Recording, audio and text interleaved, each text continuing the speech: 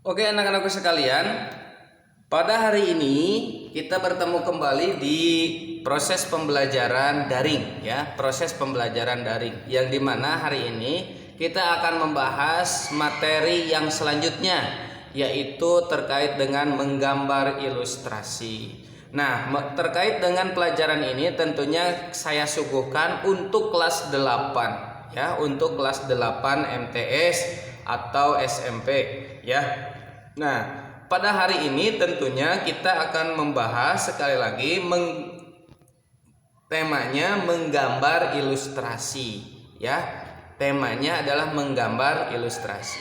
Oke, sebelum kita masuk ke dalam pembahasan yang selanjutnya, jangan lupa kalian subscribe, like, komen maupun share supaya supaya pelajaran ini bisa bermanfaat untuk kalian semua, baik untuk teman kalian juga.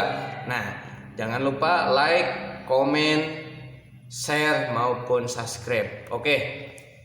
Nah, sebelum kita masuk kepada pelajaran yang inti ya, pelajaran yang inti tentunya perlu kiranya saya membahas terkait dengan peta kompetensi pembelajaran. Ya, peta kompetensi pembelajaran. Mudah-mudahan ketika kita melihat, mempelajari dan juga membahas terkait dengan peta kompetensi pembelajaran ini, kalian bisa ada stimulus ya, ada rangsangan untuk untuk pembahasan selanjutnya, yaitu terkait dengan menggambar ilustrasi. Oke anak-anakku sekalian, kalian bisa melihat ya peta kompetensi pembelajaran yang tentunya harus kalian amati di sini. Yang pertama adalah menggambar ilustrasi. Di sini ada 3 kolom ya, pembagian menggambar ilustrasi. Yang pertama adalah konsep dan prosedur menggambar ilustrasi. Ingat, kolom yang pertama adalah konsep dan prosedur menggambar ilustrasi. Konsep, prosedur menggambar ilustrasi. Apa sih konsepnya? Apa sih prosedurnya, aturannya di dalam proses menggambar ilustrasi itu? Ya. Nah, perlu kalian ketahui bahwa sebelum ini sudah masuk ke dalam bab kedua dari pembahasan yang sebelumnya, ya, dari pembahasan bab 1. Oke, ya. Jadi bab kedua ini membahas terkait dengan menggambar ilustrasi.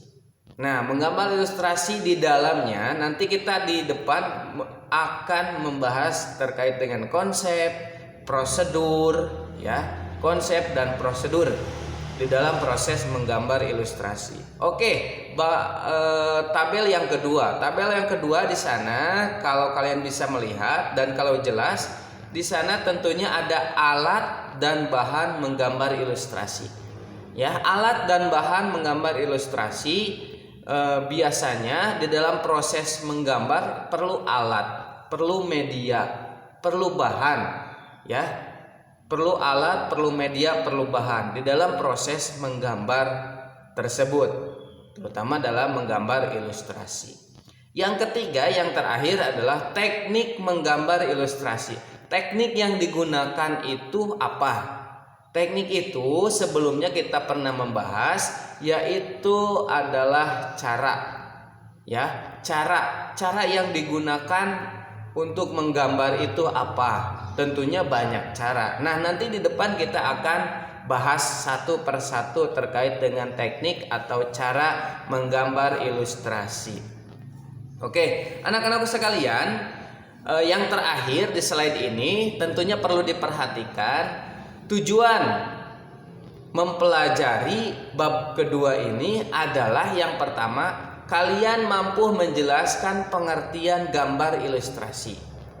Tujuan yang akhirnya di bab 2 ketika mempelajari bab 2 itu adalah kalian mampu menjelaskan pengertian gambar ilustrasi.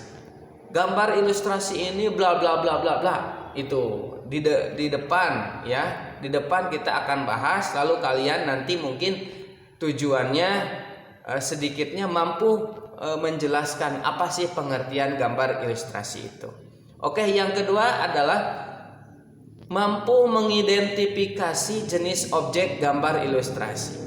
Mengidentifikasi itu kalau saya sebutkan secara sederhananya adalah meneliti, ya, meneliti jenis objek gambar ilustrasi apa saja.